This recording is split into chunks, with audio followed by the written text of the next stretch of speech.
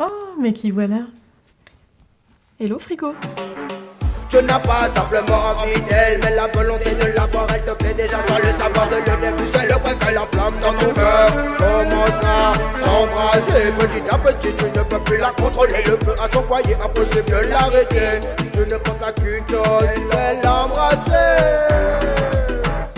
Je pense que on peut me définir comme une jeune de mon âge, c'est-à-dire que j'ai beaucoup de mal à vivre sans les réseaux sociaux. Les likes, ça fait toujours plaisir, ça donne de la confiance en soi, forcément. Aujourd'hui, j'entends énormément de gens qui souffrent justement des réseaux sociaux parce qu'ils se comparent aux autres. Tu te dis pourquoi moi j'ai pas autant de likes, pourquoi il ou elle a plein de retours et moi non, et du coup tu perds confiance en toi et c'est pas cool comme sentiment.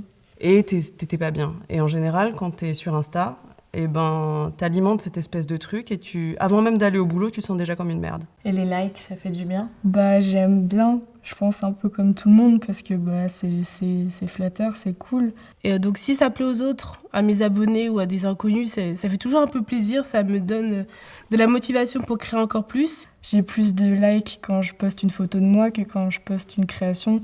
Et ça me saoule. Imaginons quelqu'un qui est super fier d'un truc qu'il veut poster, il le poste, il a 0 like, la confiance elle fait...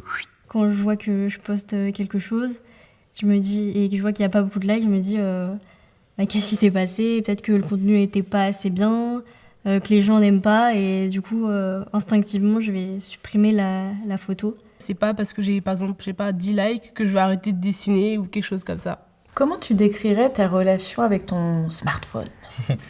On s'entend bien, mais on peut très bien faire une relation à distance.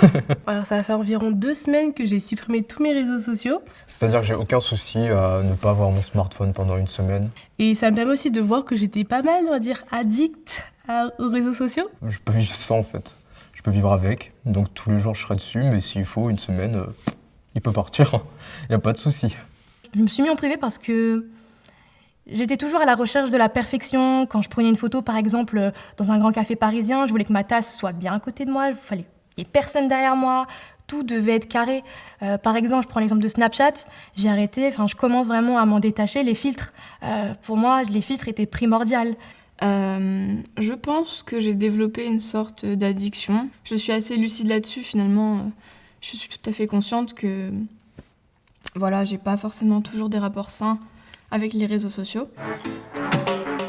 Tu n'as pas simplement envie d'elle, mais la volonté de l'avoir, elle te plaît déjà sans le savoir. C'est le début, c'est le point que la flamme dans ton cœur commence à s'embraser. Petit à petit, tu ne peux plus la contrôler. Le feu à son foyer, impossible de l'arrêter. Tu ne penses à qu'une chose, c'est l'embrasser.